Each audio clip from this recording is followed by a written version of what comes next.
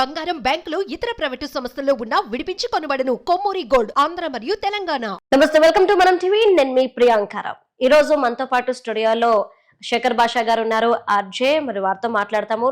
అలానే రాజ్ తరుణ్ కేసులో ఆయన ఇన్వాల్వ్ అవ్వడం, రాజ్ తరుణ్ కి సపోర్ట్ గా ఉండడంతో ప్రజల నుండి ఆయనకి మంచి సపోర్ట్ దొరికినప్పటికీ కూడా కొన్ని ఇష్యూస్ అనేవి ఫేస్ చేస్తున్నారు ఈ కేసు వల్ల అని చెప్పేసి మనకు తెలుస్తుంది. సో అది ఎంతవరకు వాస్తవం అనేది ఆయన అడిగి తెలుసుకుందాం. నమస్కారం సార్. ఎలా ఉన్నారు? రాజ్ తరుణ్ కేసులో మీరు ఆయనకి పాజిటివ్ గా మాట్లాడడం స్టార్ట్ చేసిన తర్వాత మీకు కొన్ని బెదిరింపులు రావడం, అలానే మిమ్మల్ని ఇబ్బంది పెట్టే ప్రయత్నాలు చేయడం, కొంతమంది మీకు కాల్ చేయించడం, కేసులు నమోదు చేయించడం, ఇవన్నీ జరుగుతున్నాయని మేము విన్నాం. ఇది ఎంతవరకు వాస్తవం అంటారు? కనబడుతున్నాయి కదా, మా కళ్ళ ముందే కనబడుతున్నాయి. సో ఎవరెవరో ఆల్రెడీ ఒక పెద్ద నేర చరిత్ర ఉన్న ఒక అమ్మాయిని తీసుకొచ్చి ఆ అమ్మాయితో కేసు పెట్టించారు పంజగుట్లో. అవి ఎవరు పెట్టారని చెప్పి ఎంక్వైరీ చేస్తే నాకు తెలిసిన 5-6 మంది మీద రేప్ కేసులు. ఆ అమ్మాయి మీద ఆల్రెడీ బ్లాక్మెయిల్, ఎక్స్ట్రాషన్ కేసు, జైలుకి వెళ్లాల్సిన తప్పించుకొని తిరుగుతున్న అమ్మాయిని తీసుకొచ్చి, అంటే ఎస్ఆర్ నగర్లో ఆవిడ వాంటెడ్, ఆవిడ ఇక్కడికి వచ్చి పంజగుట్టలో శుద్ధపూసలాగా కేసు పెడుతుంది. మన పోలీసులు ముందు వెనకాల చూడకుండా కేసులు పెట్టేసి తీసుకుంటారు. ఇది ఒకటే కదమ్మా, అంటే ఫ్యామిలీ లోపల వెళ్ళడం అంటే మీరు ఒకసారి ఆలోచించండి. ఈ డ్రగ్ మాఫియా ఎంత ఇది, దాంట్లో ఎవరో ఒకళ్ళు ఇన్సైడ్ డిపార్ట్మెంట్ వాళ్ళు హెల్ప్ చేయకపోతే నేను ఎక్కడికి పోతున్నాను, ఏం చేస్తున్నాను, ఎవరితో మాట్లాడుతున్నాను అంటే కాల్ డీటెయిల్స్, నా పొజిషన్ ట్రాకింగ్, ఇవన్నీ చేసి నేను ఎవరితో మాట్లాడితే వాళ్ళకి తక్షణం వాళ్ళకి ఫోన్ వెళ్తుంది, ఎవరితో మాట్లాడితే వాళ్ళకి ఫోన్ వెళ్తుంది, వాళ్ళతో వీళ్ళు ఏదో మంత్రాలు చేస్తున్నారు, ఇండైరెక్ట్గా భయపెట్టే ప్రయత్నం. అండ్ ఎప్పుడు అంటే మీరు గమనించండి, 12-13 ఏళ్ల క్రితం జరిగిన విషయాన్ని కూడా వీళ్ళు తవ్వి బయటకు తీసుకొచ్చి ఆడెవడో ఇవాళ మా అక్కకి అన్యాయం జరిగిపోయిందని చెప్పి వాడు వచ్చి మాట్లాడతాడు. అంటే ఇన్నాళ్ళు గుర్తు రాలేదురా నీకు అక్క? సడన్ గా ఒక రోజున వాడికి ఇదే మా అందరికి ఇప్పుడు డౌట్ ఏంటంటే 13 ఏళ్ల వరకు మాట్లాడని వ్యక్తి ఈ రోజు బయటకు వచ్చి ఎందుకు మాట్లాడుతున్నారు? That is Lavanya. ఆవిడ తలుచుకుంటే ఎవరినైనా మ్యానిపులేట్ చేయగలదు. ఎవడో ఇప్పుడు మీకు కరెక్ట్గా చెప్తానమ్మా, ఒకే ఒక్కటి సినిమా చూసారా, దాంట్లో వాడు ఇంటర్వ్యూ చేస్తాడు సీఎంని. దెబ్బకి వాడి ఇంటి మీదకి బుల్డోజర్లు వచ్చేస్తాయి, వాడు అమ్మాయిని అన్యాయం చేశాడని చెప్పి వాళ్ళు వచ్చేసి కేసులు పెట్టడం సడన్గా. అంటే డ్రామా ఆర్టిస్టులు ఉంటారు చూసారా, లిటరల్లీ అదే జరుగుతుంది నా జీవితంలో. లిటరల్లీ జరుగుతుంది, నానా రకాల హెరాస్మెంట్. మీకు బెదిరింపు కాల్స్ కూడా వస్తున్నాయని చెప్పేసి విన్నాం మేము. అదే చెప్తున్నా, ఇది ఒకటే కాదు, నక్క జిత్తుల వినయం అంటారు చూడండి. మొన్న మన స్టూడియోలో అంత గొడవ చేసినప్పుడు నేను రాజ్ తరుణ్ మదర్కి సారీ చెప్పాలి, నాగార్జున గారికి సారీ చెప్పాలని చెప్పి సారీ చెప్పించారు. ఆవిడ చాలా నైస్గా మాట్లాడేసి ఇంకా సారీ చెప్పేశాను కదా, ఇంకా ఏం మాట్లాడకూడదు కదా అని చెప్పి అనుకున్నప్పుడు నేను చెప్పాను, నాకు నీ సారీ నాకేం అవసరం లేదు, నీ సారీ నన్ను ఏదో తిట్టింది, నాకు నీ సారీ అవసరం. నేను పోరాడేది దేనికి? మగాళ్ళ మీద తప్పుడు కేసులు పెట్టద్దు, ఈ తప్పుడు కేసు అని చెప్పి నేను ప్రూవ్ చేస్తున్నా. చేసే కొద్దీ నువ్వు దానికి డిఫెన్స్ వేసుకుంటున్నావు, నేను ప్రూవ్ చేస్తున్నాను, నువ్వు ఏదో డిఫెన్స్ చేసుకుంటున్నావు. ఇందులో నేను ఒకటి అంటాను, మిమ్మల్ని తప్పుదోవ పట్టించాలనో లేదంటే తను మిమ్మల్ని డిఫెన్స్ చేసే క్రమంలోనో తన ఇరకాటంలో పడుతుంది, తన గురించి తన నిజాలు తెలియకుండానే చెప్తుంది అనేది తను గ్రహిస్తుంది అనుకోవచ్చా మనం? కరెక్ట్. ఆవిడే కదా ఛాలెంజ్ చేసింది. మనం స్టూడియోలోనే వచ్చి దమ్ముంటే ప్రూవ్ చేయి, నేను గనక డ్రగ్ కేసులో ఉన్నాను అని చెప్పి అనుకుంటే నేను 0.01% డౌట్ వచ్చి నేను గుండు కొట్టుకుంటాను ఛాలెంజ్ చేసింది. అవును. మళ్ళీ ఇక్కడికి వచ్చేమంటుంది, నా జోలికి ఎందుకు వస్తున్నావు, నా జోలి నువ్వే కదా ఛాలెంజ్ చేసావు రమ్మని, వేరమ్మంటావు. అయ్యింది. తర్వాత ఇక్కడికి వచ్చి ఇంకా సారీ చెప్పేశాను కదా, అయిపోయింది. సారీ చెప్పేస్తే అయిపోతుందా? కేసు ఎప్పుడు వాపస్ తీసుకుంటాడు? ఫస్ట్ ఆఫ్ ఆల్ పోలీసులు ఆలోచించి తప్పుడు కేసు అని చెప్పి వాళ్ళే తీసేయాలి. కానీ నీకంటూ ఒక మనస్సాక్షి ఉంటే, నువ్వు చేసిన తప్పని నేను జైలుకి వెళ్ళి వచ్చాను, నాకు అప్పటి నుంచి నేను మంచిగా మారిపోయాను. మీరు గమనిస్తే ఆ రోజు ఆ ఇంటర్వ్యూలో కూడా ఆంటీ, అంకుల్ నన్ను క్షమించండి, తెలుసు కదా నా కోపం ఎలా ఉంటుందో, అక్కడ తెలియకుండా నా నోరు జారింది, తెలుసు కదా నా కోపం ఎలా అంటే ఇది వాళ్ళకి రెగ్యులర్గా జరిగే సన్మానమే. అది మనం అక్కడ గమనించాల్సింది. ఆవిడ మాట టక్కున జారింది, మనం పట్టుకుని ఉంటే మీకు అర్థమవుతుంది, వాళ్ళకి రెగ్యులర్ ఇది ఇలాగే తిడుతుంది. మేము ఇంతకు ముందు రాజ్ తరుణ్ గారు వాళ్ళ నాన్నగారు మాటల్లో కూడా మేము విన్నాము, ఇది మమ్మల్ని ఇట్లా అనేవారు, ఇలా చేసేవారు. తెలుసు కదా అలా. ఇప్పుడు ఆ అమ్మాయి నిజంగా చెప్పుంటే ఏం చెప్పుండాలి, ఆ రోజున నాకు ఏదో ఆవేశంలో ఒకసారి ఒక మాట అనేసాను కానీ అని ఉంటే అది వేరే లెక్క. కానీ నా కోపం మీకు తెలుసు కదా అంటే దాని అర్థం ఏంటి, రెగ్యులర్ గా ఇదే. సో ఇలా ఒక దాని తర్వాత ఛాలెంజ్ చేసుకుంటూనే నేను తీసుకొస్తున్నా. అంటే ఆవిడే నా మీద బురద జల్లాలి అని చాలా రకాల ప్రయత్నాలు చేసి, వాళ్ళ ఆవిడకున్న పోలీస్ నెట్వర్క్ తోటో లేకపోతే ఇంకా ఏ కాంటాక్ట్లతోటో మొత్తానికి నా మీద ఏమన్నా కేసులు ఉన్నాయని చెప్పి చూస్తే ఎక్కడా కేసు లేకపోతే, ఆఖరికి నేను పెట్టిన కేసు దొరికితే ఆ కేసులో ఉన్న అమ్మాయి ఎవరైతే ఉన్నారో ఆవిడ ఎంత చండాలం చేసిందని నేనైతే పోలీస్ స్టేషన్కి వెళ్ళాను. ఆవిడ పట్టుకొని ఆవిడతో డీటెయిల్స్ కనుక్కొని అట్లా ఇంకా అంటే 12 ఏళ్ల బ్యాక్ కూడా వెళ్ళి అక్కడ అంత తెలుసుకున్నారంటే వాళ్ళ మీ మీద network చాలా కాన్సన్ట్రేట్ చేశారని మాత్రం అర్థమవుతుంది. చాలా అంటే ఇదే అంటున్నాను, ఏదైనా సరే వీడిని ఆపాలి బెదిరింపులు అన్ని రకాల అన్ని చేసిన తర్వాత కూడా ఫైనల్ గా సెటిల్ ఈరోజు- చేసుకోవడానికి అన్నట్టుగా మన Right. వలి అవును. పెదరాయుడు వచ్చి సెటిల్ చేసేసాడు కూర్చొని. Hmm. ఇంకా సారీ చెప్పేసింది కదా ఇంకా చాలు అన్నాడు. కానీ అది చేసిన ఆ నెక్స్ట్ రోజే నా అప్పట్లో ఆ అబ్బాయితో 12 ఏళ్ల క్రితం వాళ్ళ అక్క ఎవరైతే అవును, సడన్ గా అవును. వాళ్ళ అక్క గుర్తొచ్చేసి Right. సడన్ గా వాళ్ళ అక్క మీద ప్రేమ వచ్చేసిన ఆ అబ్బాయితో నేను చెప్పాను ఫోన్ చేసి క్లియర్ గా, అరే నువ్వు డీల్ చేస్తుంది ఒక డ్రగ్ మాఫియా ముఠ, వాళ్ళ నన్ను నమ్మకు, వాళ్ళు నీ కుటుంబాన్ని రోడ్డుకి ఈడిస్తే కానీ నువ్వేదో అనుకుంటున్నావు. ఒక ఎవరో వేషం వేసుకొని వచ్చి నాకు అన్యాయం జరిగిపోయిందంటే ఏ ప్రూఫ్ లేకుండా నమ్మేసి వాళ్ళ మాటని, Hmm. అంటే ఎంత ఏ రేంజ్ నెట్వర్క్ ఉంది మీరు ఆలోచించండి. 12 ఏళ్ళు లేని వాడికి డౌట్ తెప్పించారో లేకపోతే డబ్బులు ఇచ్చారా లేకపోతే వాడు ఏదో రకంగా మొత్తానికి మేనేజ్ చేసి వాడిని మీడియా ముందు తీసుకొచ్చి ఏదో మాట. నేను అది ముందుగానే చెప్పేవాడికి వార్న్ చేశారు, ప్రస్తుతం సిచ్యువేషన్ ఇది, నీకు వచ్చి నీకు అనేది జరగచ్చు అని చెప్పడానికి ఫోన్ చేసినప్పుడు వాడితో మాట్లాడిన కాన్వర్సేషన్ పెద్ద ఏదో చాలా సాధించేసామన్నట్టుగా ఆ కాన్వర్సేషన్ లీక్ చేసి లోపల వింటే చాలా క్లియర్గా అర్థమవుతుంది ఆ అమ్మాయి నేను ఎంత ప్రేమించాను, మీ ఇద్దరు ఎలా కలిసి ఉన్నాం అనుకున్నాం, అమ్మాయి ఎలా జరిగింది, ఇదంతా చాలా క్లియర్ ఏమీ ఉండదు. కానీ తమ్మునేల్స్ ఏం పెడుతున్నారు, శేఖర్ భాష ఒక ఇది, శేఖర్ భాష భాగవతం ఇది, చెప్పేవి నీతులు చేసేవి ఇలాంటి పనులు, ఎలాంటి పనులు రా అని చెప్పి చూడండి తమ్మునేల్ ఒకటి లోపల ఏమి ఉండదు. మళ్ళీ Hmm. ఇలా పెట్టి అంటే ఏంటి, నీ లైఫ్లో నీకేవో ఉన్నాయి కాబట్టి నీకు మమ్మల్ని అడిగే అర్హత లేదు Hmm. అంటే దాని అర్థం ఏంటి, నిన్ను ఏమన్నా క్వశ్చన్ అడగాలంటే నేను కాంటాక్ట్ సర్టిఫికేట్ పట్టరావాలా? సరే నేను నేను ఏ తప్పు 30 మందితో చేయలేదు, తిరిగాను, తప్పు నేను రక్షించడానికి నేను రెడీ. నేను 30 మందితో తిరిగాను, నేను 40 మందితో తిరిగాను. అయితే ఏంటి, వాళ్ళకి ప్రాబ్లం ఉండాలి, నీకేంటి ప్రాబ్లం? వాళ్ళు వచ్చి కేసులు పెట్టాలి, లేకపోతే నా పెళ్ళం అడగాలి నన్ను. నీ ప్రాబ్లం ఏంటి? నేను 3 పెళ్ళిళ్ళు చేసుకున్నాను, 30 పెళ్ళిళ్ళు చేసుకున్నాను, నీ ప్రాబ్లం ఏంటి? నేను వెళ్ళి ఎవరి మీద కేసు పెట్టలేదు, నేను మీడియా ముందుకు వచ్చి నాకు న్యాయం కావాలని అడగలేదు. నువ్వు వచ్చావు, నువ్వు అడిగావు, నువ్వు సమాధానం చెప్పాల్సిన స్టేజ్లో ఉన్నావు. నిన్ను అడిగేవాడికి కూడా కాంటాక్ట్ సర్టిఫికేట్ చూపించాలా నీకు? Hmm. సో ఆవిడే గెలికి ఆవిడ కాల్ పెట్టగానే ఓకే, నేను కొంతవరకు ఇప్పటిదాకా ఓన్లీ పేపర్లు ఇవన్నీ చూసుకుంటూ వాళ్ళ పర్సనల్ కాల్ మనకి ఎందుకు బయట పెట్టాలి అని నేను, అంటే ఇవన్నీ ఆల్రెడీ ఉన్నాయి, మనం బయటికి తీసుకొచ్చి ఛానల్ చూపించడమే. వాట్సాప్ గ్రూప్స్లో సర్క్యులేషన్స్లో ఉన్నాయి ఇవన్నీ. రైట్. అయితే ఆ కాల్ తీసుకొచ్చి పెట్టా, ఏమ్మా అంటే ఆ రోజున ఇక్కడ నక్క జిత్తులు వినయాలు ప్రదర్శించి సారీ ఇంక నేను మీ జోలికి రాను, మీరు నా జోలికి రాకండి, ఇన్ని మాటలు చెప్పి రాత్రికి రాత్రి వెళ్ళి పావులాగా కాటు సార్. అంటే ఇప్పుడు నేను ఏమంటున్నానంటే ఇన్ని రోజులు మీడియా ముందుకు వచ్చి నాకు మస్తాన్ సాయికి ఏమీ లేదు, కావాలని ఎలిగేషన్స్ చేస్తున్నారు, మేము ఫ్రెండ్స్ అలానే ఒక న్యూస్ ఛానల్లో కూడా ఫోనింగ్ లో మస్తాన్ సాయి కూడా తనకి నాకు మధ్య ఏమీ లేదు, ఏదైతే గుంటూరు కేసు ఉందో ఆ కేసుకి సంబంధించి మేము సెటిల్మెంట్ చేసేసుకున్నాము, దానికి దీనికి సంబంధం లేదు, మస్తాన్ సాయి వాళ్ళ పేరెంట్సే పెట్టించమని చెప్పేసి అన్నారు. ఒక కట్టు కథనే మన చుట్టూ అల్లి జనాల్ని పిచ్చోళ్ళని చేసే ప్రయత్నం చేసిన లావణ్య ఈ రోజు గ్రహించారు. I'm happy for that. ఈ రోజు రిలీజ్ అయిన ఆడియోకి ఆ అమ్మాయి ఏం సమాధానం చెప్పుద్ది వీళ్ళిద్దరు రిలేషన్ కి? ఆ అమ్మాయి కాదు, ఆ అమ్మాయిని సపోర్ట్ చేసిన లాయర్ ఏం సమాధానం చెప్తారు? ఇప్పుడు కూడా వచ్చి అది ఫేక్ కాల్ అండి, ఇది కావాలని చేశారండి, ఇంకా ఇలాంటివి చెప్తే జనాలు రాళ్ళిచ్చి కొట్టడానికి రెడీగా ఉన్నారు. ఫేక్ కాల్ అనేది ఇంకా లాస్ట్ ఆప్షన్ అంటాను సార్ నేను. మీరేమంటారు దీనికి? ఎందుకంటే లాస్ట్ టైం ఇది ఫేక్ అనేటప్పుడు ఆ అమ్మాయి బూతులు తిట్టిన వర్డ్స్ తో రిలీజ్ అయిన ఏదైతే ఆడియో ఉందో ఆ రోజు ఆ అమ్మాయి ఇది ఫేక్ అని చెప్పలేదు, మనుషుల మధ్య బూతులు మాట్లాడడం కామన్ అని చెప్పింది. సో అంటే ఈ రోజు ఫేక్ కాల్ అనేది ఛాన్స్ లేదు. అదే అంటున్నాను.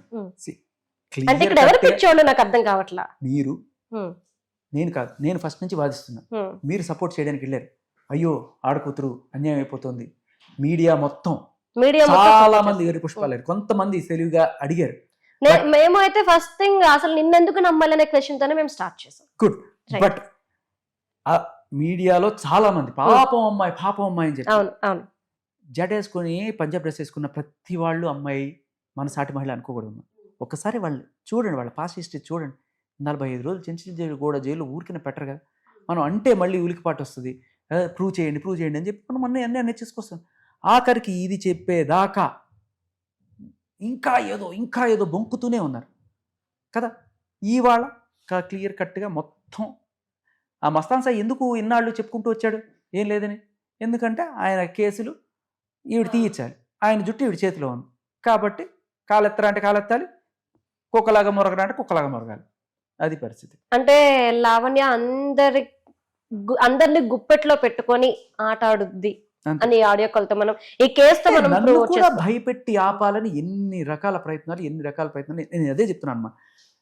ప్రతి మనిషికి చేసిన చిన్న తప్పైనా పెద్ద భయం కలిగించేసే తయారు చేస్తారు వీళ్ళు. అసలు నేను అదే చెప్తున్నా. ఆవిడ మొన్న ఒక మాట అంది, చెయ్యి ఇంకొక 2 రోజులే తర్వాత ఏమన్నా in front there is crocodile festival అంది. మీకు గుర్తుందా? అవును, ముందుంది ముసలి పట్టుకోండి, అమ్మో నాకు భయం వేస్తుందని కూడా నేను అన్నాను. మీకు గుర్తుందా? రైట్. అదేమిటి తెలుసా, ఈ కాల్ రికార్డింగ్ నేను ఇచ్చేస్తా, నీకు ఉంటది ముందు. తప్పు చేసిన వాడు భయపడాలి, నేను ఎందుకు భయపడాలమ్మా? తప్పు చేసింది అమ్మాయి వాళ్ళ నాన్న, ఎవరైతే ఆ కాల్ రికార్డింగ్ లో మాట్లాడుతున్నారో వాళ్ళ నాన్న ఇష్టం లేని వాడికి ఇచ్చి పెళ్లి చేస్తే పెద్ద అమ్మాయి ఆత్మహత్య చేసుకొని చచ్చిపోతే, ఆ చచ్చిపోయిన అమ్మాయి ప్లేస్ లో సెకండ్ అమ్మాయి మైనర్ 9వ క్లాస్ పిల్లని తీసుకెళ్లి మనిషి అట్లా 9వ క్లాస్ పిల్లని తీసుకొచ్చి 34 ఏళ్ళ వాడికి చేసి వాడు మళ్ళీ బొంకేది. ఎంత దారుణంగా అంటే, వాడితో ఉంటే సుఖంగా ఉండేది కదా, వాడు కొట్టి చంపేస్తూ చెవుడు వచ్చేసి అమ్మాయి అలా అయిపోతే తప్పించుకొని పారిపోయి వస్తే ఇంటికి గొర్రె కసావాడికి గొర్రెని తీసుకెళ్ళి మళ్ళీ వాడి దగ్గర పెడితే ఆ అమ్మాయి తప్పించుకొని వస్తే ఆ అమ్మాయికి నేను సహాయం చేసింది. అలాగే ఇవాళ వచ్చి నా మీద బొక్కుతున్నారు సిగ్గు లేకుండా. వాళ్ళు తప్పు చేస్తుంటే ఆవిడ అనుకున్న నేనేదో తప్పు చేసి భయపడిపోతాను వచ్చేసా. తప్పు ఉంటే నేను ఎందుకు వస్తాను నేను మళ్ళీ ముందుకి? అదే అంటున్నా, నువ్వు చేసావు, బయట పెట్టావు, ఇప్పుడు నీది బయటకు వచ్చింది. సరే, ఇప్పుడు లావణ్య విషయం పక్కన పెడితే లాస్ట్ టైం కాల్లో మాట్లాడినప్పుడు అత్తయ్య గారు మావయ్య గారు అంటూ మాట్లాడారు.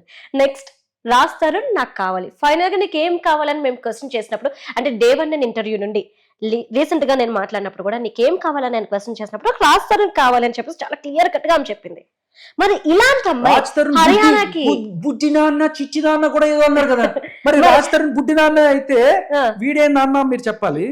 ఒకటి షేర్ చేసుకుంటున్నాం, ఇంటి ఫ్రెండ్షిప్ కంటే ఎక్కువ ఇంటిమేసీ ఉంది, అర్థమైందా నీకు?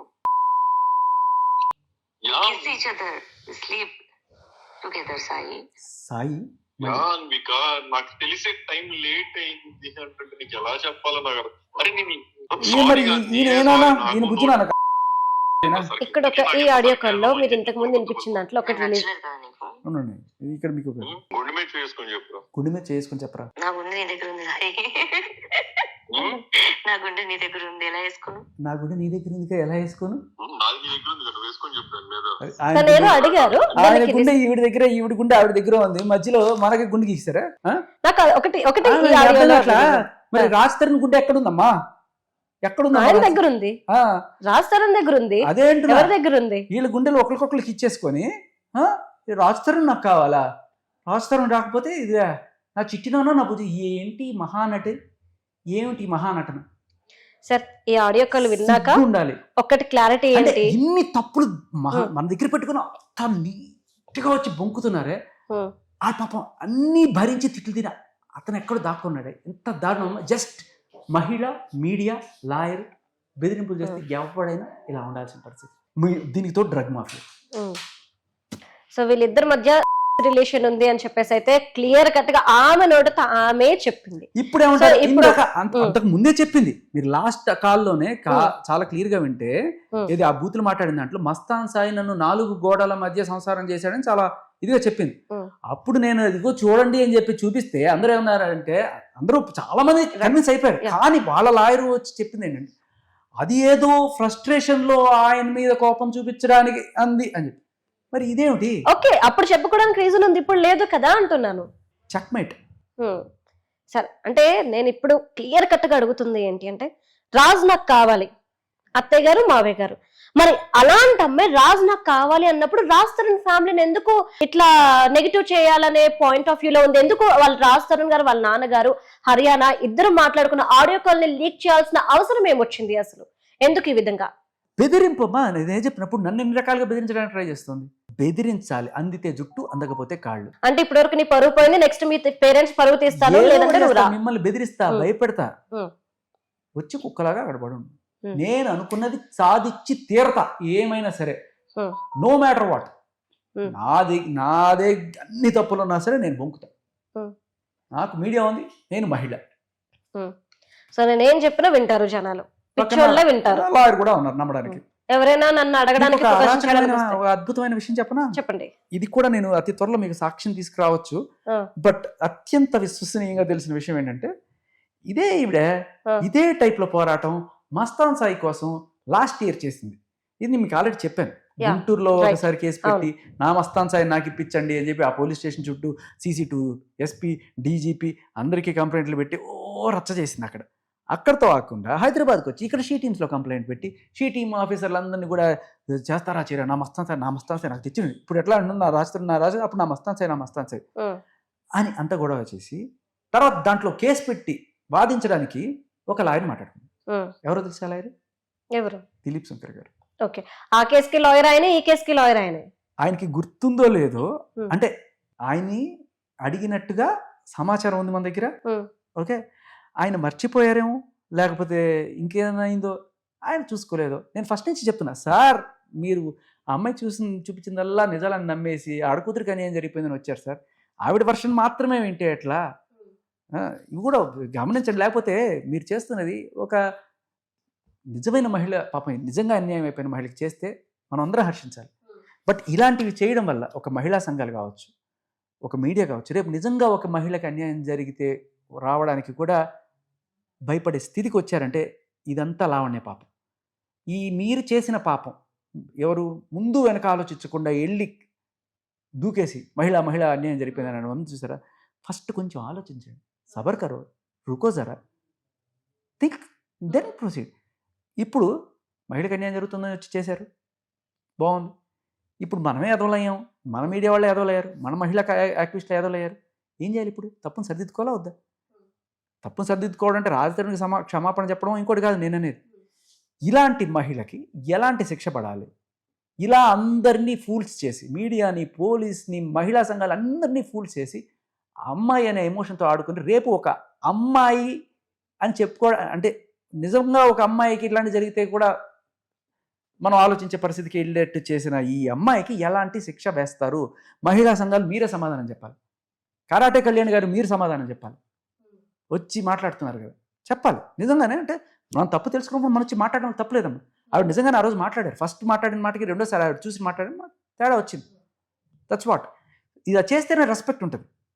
లేకపోతే నో, డ్రగ్ ఎడిక్ట్ అయినా పర్లేదు, బ్లాక్మెయిలర్ అయినా పర్లేదు, అక్రమ సంబంధాలు అయినా పర్లేదు, అమ్మాయి అయితే చాలు మేము సపోర్ట్ చేస్తాం అనే నింద మన మీద వేసుకోవద్దు. మనం అట్లీస్ట్ తప్పు వచ్చినప్పుడు కరెక్ట్ చేసుకోవాలి. సార్, నేను మరొక మాట చెప్తాను. ఆ రోజు సూసైడ్ అటెంప్ట్ కి ముందు జరిగిన ఇన్సిడెంట్ ను కూడా మనం గుర్తు చేసుకోవాలి. లాయర్ కి కాల్ చేసి, అడ్వకేట్ రాజేష్ కి కాల్ చేసి బెయిల్ వచ్చేస్తుందా రాస్తానికి, మాల్వి మల్హోత్రాకి బెయిల్ వచ్చేస్తుందా అని అడిగి, బెయిల్ రాదు అని తెలుసుకున్నాక ఒక భారీ ఎత్తు మెసేజ్ అంటే అన్ని మీడియా ఛానల్స్ కూడా పంపించి తర్వాత ఆమె డిలీట్ చేయడం అనేది జరిగింది. తర్వాత ఆమె సూసైడ్ అటెంప్ట్ చేసింది. Okay, right. ఈ రోజు ఒకదాని తర్వాత ఒకటి ఇన్సిడెంట్స్ బయటకు రావడం, మస్తాన్ సాయికి తినికి మధ్య ఉన్న రిలేషన్ తన నోటి వెంట ఏముంది అనేది విన్నాక అసలు ఆమె క్యారెక్టర్ ని మనం ఎట్లా అర్థం చేసుకోవాలి? ఇప్పుడు నా గురించి కూడా ఈ ఒక అమ్మాయి సూసైడ్ చేసి చెప్పారు అవును. నిజానికి ఆ అమ్మాయికి తెలియదు సూసైడ్ ఎలా చేసుకోవాలి. అంటే సూసైడ్ చేసుకునే ముందు ఇంతమందికి మెసేజ్లు పంపించాలి, నేను చచ్చిపోతున్నాను అని చెప్పుంటే పాప నిజంగానే అమ్మాయి బతుకుంటే ఎవరన్నా నేర్చుకుంటే సూసైడ్ ఎలా చేసుకోవాలి. అప్పుడు నిజంగా అమ్మాయికి తెలిసి ఇలాంటి డ్రామాలు చేయాలి ఆ పిల్ల. పాపం తన బాధ అలా చేసుకుంది. ఆఖరికి దాన్ని కూడా పాలిటిక్స్ చేసేంత నీచమైన క్యారెక్టర్ వెళ్ళి.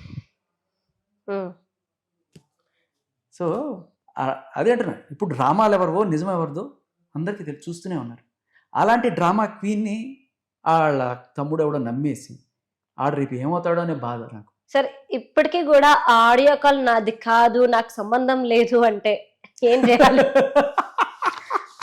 ఇది నమ్మిన వాడు ఎవడన్నా ఉంటే వాడు నా ముందుకు తీసుకురండి, వాడికి సాష్టాంగ ప్రణామం చేసి వాడికి ఆస్కారు, నోబెల్ ప్రైజ్ అన్ని ఇప్పించేస్తాను. అంటే నేనేమంటా అంటే ఇదంతా ఒక ఎత్తు, బట్ మస్తాన్ సాయికి లావణ్య రాసిన లవ్ లెటర్ ఒక ఎత్తు.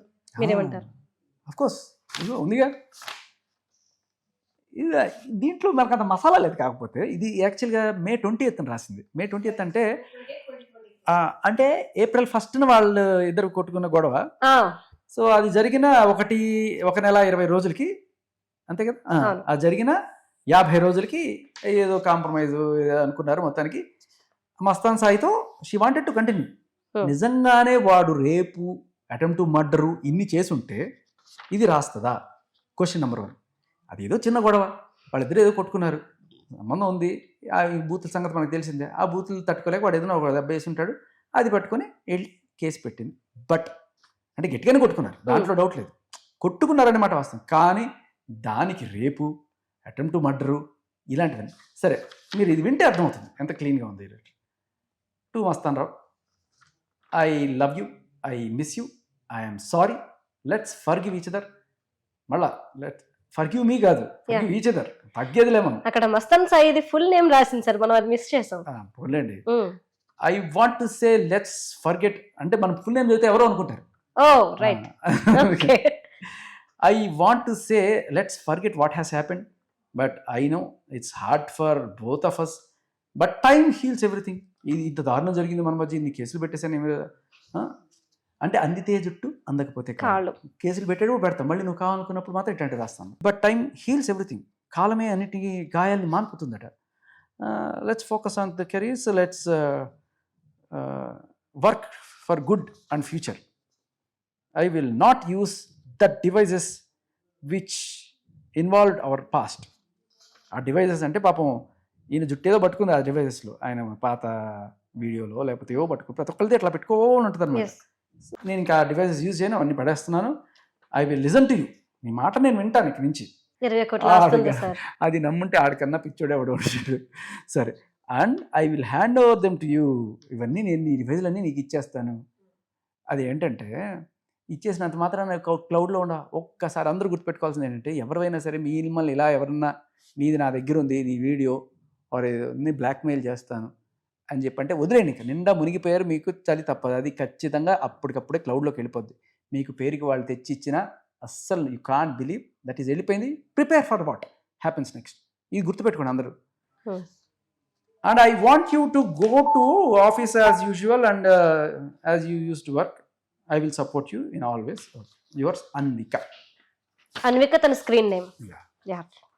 మనకి మాత్రమే లావణ్య, అందరికీ అన్వికనే. తను ఇది కూడా క్లారిటీ ఇచ్చింది లాస్ట్ టైం ఇంటర్వ్యూలో. రాజ్ తరుణ్తో నేను అన్విక అనే నేమ్ తోనే రిలేషన్ లో ఉన్నాను అని. ఆ అమ్మాయి కూడా ఈ విషయం క్లారిటీ ఇచ్చింది. ఎందుకు నేను చెప్తానంటే మళ్ళీ అన్విక నేను కాదు అంటే కొంచెం మీకు. అందుకనే రైటింగ్ మీరు చెక్ చేసుకుంటే ఇప్పుడు సంతకం నాది కాదనొచ్చు. అవును, రైటింగ్ చెక్ చేసుకుంది అనుకోండి, ఇదే రైటింగ్ మన నర్సింగ్ పిఎస్ లో ఉన్నట్టు కంప్లీట్. సో మీరు కావాలంటే అదేదో గ్రాఫాలజిస్ట్లు ఎవరు ఉంటారు వాళ్ళు పిలిచినా కూడా చెక్ చేస్తారు. సార్ మొత్తం మీద ఫైనల్లీ నేను ఒకటి చెప్పేది ఏంటి అంటే, లావణ్య తన కేసుని తను లాయర్ తోని కోర్టులోని తేల్చుకొని ఉంటుంటే అది మరొకలా ఉండేది. రాజ్ తరుణ్ ని బ్లేమ్ చేసి, తన పేరెంట్స్ ని బ్లేమ్ చేసి, తన ఇమేజ్ ని డ్యామేజ్ చేసి రాజ్ ని దక్కించుకోవాలనే ప్రయత్నంలో ఆమెకి సెకండ్ లైఫ్ అనేది లేకుండా తనంతట తానే తన చేతులారా చేసుకుంది అని చెప్పి నేను అంటాను. సెల్ఫ్ గోల్ అంటారు. ఎవరు తీసిన గోతిలో వాళ్లే పడడం అంటే ఇది. యాక్చువల్గా ఆవిడ అక్కడితో ఆగల. ఆవిడ బేసిక్ ఇదే ఇప్పటికే. అంటే నాకు తెలిసి దిలీప్ శంకర్ గారు ఆవిడని వార్న్ చేస్తూనే ఉన్నారు. నువ్వు అనవసరంగా గెలుక్కుంటున్నావు, చాలు ఆపే, ప్రతి మీడియాలో వచ్చే ప్రతి కథనం చూస్తున్నావు, దానికి రెస్పాండ్ అవుతున్నావు, ఆపే అన్నా కూడా ఆవిడ లేదు. సో నా ఎంబడబడింది, నన్ను టార్గెట్ చేసింది, మా ఫ్యామిలీని టార్గెట్ చేసింది, నా 12 ఏళ్ల పాస్ట్లోకి వెళ్ళి అక్కడ ఏవో పట్టుకొచ్చింది, ఏదో ట్రై చేసింది, ఏదో రకంగా భయపడడానికి ట్రై చేసింది. ఏదో ఉంది, వీడు భయపడతాడు అనుకుంది. ఏదన్నా ఉంటే భయపడతాడు, ఏమైనా లేనివాడు ఎప్పుడు భయపడ్డాడు. అలాంటి వాడు ఒకటి తగిలేడు. ఇప్పుడు ఏమైంది, ఆవిడ బయట పెట్టింది, నేను ఆవిడ భాగవతం ఎక్కడుందో అది తీసుకొచ్చాను. సార్ అంటే ఫైనల్ గా మీరు ఇంతకు ముందు ఒక మాట అన్నారు ఇంటర్వ్యూ స్టార్టింగ్ లో, నేను ఫైట్ చేస్తుంది ఇలాంటి కేసులు మగవాళ్ళ మీద పెట్టద్దు, పెట్టి హింసకు గురి చేయొద్దని. నేను నిజంగానే చాలా ఎథికల్ గానే పోరాడానమ్మా. మీరు గమనిస్తే నేను ఓన్లీ సర్టిఫికేట్స్ పట్టుకొచ్చాను, ఇవి చూపించాను, వాళ్ళు అన్నిటికీ పెట్టుకుంటూనే పోతాను. అది నేను ఒక ఆశయం కోసం చేస్తున్న పోరాటం. దాన్ని పర్సనల్ లెవెల్కి తీసుకెళ్ళింది ఆవిడ. మా పర్సనల్గా మా ఇంట్లో మా ఫ్యామిలీ వాటిలో ఒక దూరడం, నా పర్సనల్ లైఫ్లో ఎప్పుడో 12 ఏళ్ళకి జరిగింది క్రితం దాన్ని తీసుకురావడం, ఏదో రకంగా పడుతుంది. ఇంత పర్సనల్గా మార్చింది, పర్సనల్ ఫైట్గా మార్చింది ఆవిడే. సార్ ఫైనల్ గా లావణ్య మార్నింగ్ ఫస్ట్ నుండి ఇప్పటి వరకు మనం చూసుకుంటూ వస్తే అసలు ఆమెకి ఏం కావాలి అనేది ఏమైనా క్లారిటీ ఉందా? రాజ్ తరుణ్ కావాలా, లేదా రాజ్ తరుణ్ వల్ల వస్తున్న డబ్బు కావాలా, ఏం కావాలి? ఆవిడ కావాలంటే ఏదో ఒక ఉద్యోగం ఎక్కడో ఒక చోట ఎవడో ఇంతమంది సానుభూతి చూపిస్తున్నప్పుడు ఏ మీడియా ఛానల్ వాళ్ళు ఎవరు పిలిచి ఒక యాంకర్ ఇవ్వచ్చు కదా, నా జీవితం ఏమైపోతుంది, నాకు రాజు లేకపోతే ఏమైపోతుంది, నువ్వు చదువుకున్నావు, 2 కాళ్ళు చేతులు బాగానే పనిచేస్తున్నాయి, ఎక్కడో చోట ఉద్యోగం చేసుకోవచ్చు. మీరు చేస్తున్నారమ్మా, ఇప్పుడు గర్వంగా బతుకుతున్నారు మీరు మీ కాళ్ళ మీద. బాగా చదువుకోలేదా, బాగానే సినిమాలు ఇవి కూడా చేశారు కదా, ఒక ఏదో ఛానల్లో జర్నలిస్ట్గా చేరు, సంపాదించుకో, నీ కాళ్ళ మీద నువ్వు బతుకు. ఆడివ్వాలి నువ్వు బతుకు చూపించు, నీకు నిజంగా అంత దమ్ము ఉంటే నువ్వు అంతకన్నా రాజధాని కన్నా పెద్ద గొప్ప ఇమేజ్ తెచ్చుకొని రాజధాని నీ దగ్గర తెప్పించుకున్నట్టు that should be the spirit. నేను హౌస్ వైఫ్ని అయితా, నేను జీవితాక పుట్టిన దగ్గర నుంచి నాకు ఒకటే కోరిక, నేను హౌస్ వైఫ్గా ఉండాలంట. జీవితంలో ఎవరు ఇట్లా చెప్పడం నేను వెళ్ళలేదు. నేను 100 లైవ్ షోస్ చేశాను. ఎవరినన్నా నేను యాస్ట్రోనట్ అవుతా, చిన్నపిల్లలు సరే ఫ్యూచర్లో చాలామంది పెళ్ళిళ్ళు చేసుకుంటారు, కానీ చిన్నప్పటి నుంచి ఎవరు ఇట్లా అనుకోరు. నేను యాస్ట్రోనట్ అవుతా, నేను సైంటిస్ట్ అవుతా, నేను డాక్టర్ అవుతా, ఇట్లా. నేను చిన్నప్పటి నుంచి హౌస్ వైఫ్ అవుదాం అనుకున్నాను. అంటే ఎలా పెంచుతున్నారు మన తల్లిదండ్రులు మనల్ని అనేది చాలా ఇంపార్టెంట్. పిల్లని తన కాళ్ళ మీద తను నిలబడేట్టు చేయాలి. మనం గర్వంగా సగర్వంగా తలెత్తుకునేట్టు ఆత్మగౌరవంతో పెంచాలి తప్ప మగాడి నుంచి మనం ఎక్స్పెక్ట్ చేయాలి తప్పదు. మగాడు అన్న తర్వాత మనకి డబ్బులు ఇవ్వాలి, మగాడు అన్న తర్వాత మనం చూసుకోవాలి. కాదు, నువ్వే మగాడిని చూసుకునే రేంజ్కి వెళ్ళు, ఆ రేంజ్కి వెళ్ళాలి మీరు. అదేదో సినిమా అమ్మ పూరి జగన్నాథ్ గారు, పవన్ కళ్యాణ్ అంటారు అన్నమాట. అవును, మీరు భరణాలు అడుక్కునే స్టేజ్ నుంచి భరణాలు ఇచ్చే స్టేజ్కి వెళ్ళాలమ్మా, అది మహిళ అంటే. తీసుకోవడం, బెదిరించి తీసుకోవడం ఎన్నాళ్ళు ఇంకా ఇవి కొన్నాళ్ళే పనిచేస్తాయి సార్. అంటే ఈక్వల్, అమ్మాయి అబ్బాయి ఈక్వల్. ఇదివరకంటే మూటలు మోసే టైంలో ఇవెత్తే టైంలో సరే వాళ్ళు చేసే పనులకి కూలి వాళ్ళకి ఎక్కువ జీతం పెట్టి ఎక్కువ జీతం. ఇప్పుడు అబ్బాయిల కన్నా అమ్మాయిలకి ఎక్కువ ఆపర్చునిటీస్ ఉన్నాయి. రైట్, యాంకరింగ్ ఫీల్డ్లో కానీ కంప్యూటర్ ఫీల్డ్లో కానీ ఎక్కడ తక్కువ లేదు. అవును, అబ్బాయిలకు పోటీగా అమ్మాయిలు ఈ రోజు నిల్చున్నారు. పోటీ అండి, నేను మీరు పోతే మిమ్మల్ని సెలెక్ట్ చేస్తారు, నన్ను ఎవరు సెలెక్ట్ చేయడు. ఫస్ట్ సీరియస్గా చెప్తున్నా. అది వాళ్ళ అమ్మాయి అన్ని పెట్టుకొని కూడా ఇంకా ఆడుకోవాల్సిన కర్మ ఏంటి మనకి?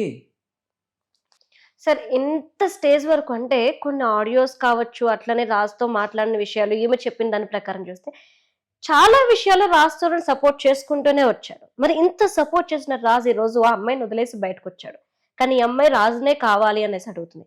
ఇప్పుడు రాజుకి కావాల్సిన న్యాయం ఏంటి అని మీరు అంటారు? ఫస్ట్ రాజు మీద పెట్టిన తప్పుడు కేసు తీసేయాలి. అండ్ అది ఈవిడ చేయాల్సిన పని లేదు. ఇంత జరిగిన తర్వాత కనీసం బుర్రున్న ఏ పోలీసు వాళ్ళకైనా అర్థమైపోతుంది ఈ ఇంత తప్పుడు కేసు అని చెప్పి. సో ఫస్ట్ ఆ తప్పుడు కేసులు తీయాలి. అండ్ ఈ తప్పుడు కేసు పెట్టిన దానికి రాజుతో తిరిగి 211 పెట్టడం. అండ్ ఆ అమ్మాయి చేసిన ప్రతి పనికి we should bring her to justice. మీడియాని వెరిపుష్పాలన చేసి, మహిళా సంఘాలను వెరిపుష్పాలన చేసింది అందరినీ, ఆఖరికి దిలీప్ శంకర్ గారిని కూడా. వీళ్ళందరూ కూడా they should bring her to justice. ఆవిడికి పడాల్సిన శిక్ష పడాలి. ఇంకో మహిళ ఇట్లా మహిళ అనే కార్డు వాడి తన చట్టాలని యూజ్ చేసి ఇలా సమాజాన్ని మొత్తం తప్పుదోవ పట్టించి ఇంత రక్కస్ క్రియేట్ చేయకుండా ఉండడానికి ఎటువంటి శిక్ష ఉందో రేపు ఇంకొక అమ్మాయి ఇలాంటి చేయాలంటే భయపడే ఉండాలి. అట్ ద సేమ్ టైం అమ్మాయిలందరూ మహిళ గుర్తుపెట్టుకోవాల్సింది ఏంటంటే ఇలాంటి వాళ్ళ వల్ల మన రెప్యుటేషన్ పోతుంది. రేపు ఇంకొక అమ్మాయి నిజమైన అమ్మాయి వచ్చినా కూడా మనం అనుకునే స్టేజ్ ఇలాంటి వాళ్ళకి గట్టిగా పడాలి శిక్ష. సార్ ఒకటి చాలా మంది అడుగుతున్న క్వశ్చన్ ఏంటి అంటే, లావణ్య వచ్చి రాజ్ తరుణ్ గారి ఫ్యామిలీ మీద, రాజ్ తరుణ్ మీద ఇన్ని ఎలిగేషన్స్ చేస్తుంది, ఇంత నెగటివిటీ క్రియేట్ చేస్తుంది, ఎందుకు రాజ్ బయటకు రావట్లేదు, మీడియా ముందుకు రాకుండా దాక్కుంటున్నాడు, భయపడుతున్నాడా, అలానే రాజ్ పిరికివాడు అన్న కామెంట్ ఏమి నోటి నుండి కూడా మనం ఒకసారి రాజే కదమ్మా ఇవాళ రేపట్లో ప్రతి మగాడు పిరికోడే. ఎందుకంటే ఇలా మీడియా కావచ్చు, ఫస్ట్ ఆఫ్ ఆల్ మీడియా భయపెట్టేస్తున్నాము. రాజ్ తరుణ్కి ఎన్నేళ్ళు జైలు శిక్ష పడుతుంది ఇలాంటి thumbnails పెట్టి. అమ్మో ఏమైపోతుందో, నా కెరీర్ ఏమైపోతుందో భయం ఉంటుంది కదా. When you got nothing to lose. Media channels అట్లా ఉండవు. కాదు నేను అనేది, ఇప్పుడు ఆవిడకి ఏమీ లేదు పోగొట్టుకోవడానికి. ఈయన పెద్ద కెరీర్లో ఉన్నాడు, సో పోతే ఈయనకే పోతుంది. కానీ ఆవిడ అర్థం చేసుకోలేదని అంటే ఈవిని ఇన్నాళ్ళు ఈయన నమ్ముకొని ఉంది కదా. అంటే ఆయనతో సంబంధం ఉన్నా లేకపోయినా వేరే వాళ్ళతో తిరిగినా కూడా ఆయన ఇంట్లో ఉండనిచ్చాడు కదా. అలాంటిది ఆయన్ని బంగారు గుడ్డు పెట్టే కోడిని కోస్తే మొత్తం బంగారం వస్తుంది అనుకుంటే ఎట్లా? కోడే చచ్చిపోతే నువ్వు ఎట్లా బతుకుతావు? కానీ సూసైడ్. ప్రజలు మాత్రం ఒకటి ప్రూవ్ చేశారు, వ్యక్తిగత జీవితంతో హీరో సినిమాకి మాకు సంబంధం లేదు అని పురుషోత్తముడు హిట్ తో ఒక స్టేట్మెంట్ అనేది ప్రజలు ఇవ్వకని ఇచ్చారు. దీన్ని ఎలా చూద్దాం అంటే ఇక్కడ నుండైనా రాజ్ ఎలా చూద్దాం అంటే థియేటర్లకు వెళ్ళి మాత్రమే చూద్దాం, పైరసీ చూడకండి. రైట్. థ్యాంక్ యూ శేఖర్ భాషా గారు, thanks for coming. Me personal interviews మరియు వ్యాపార ప్రకటనల కొరకు ఈ నెంబర్ని సంప్రదించండి.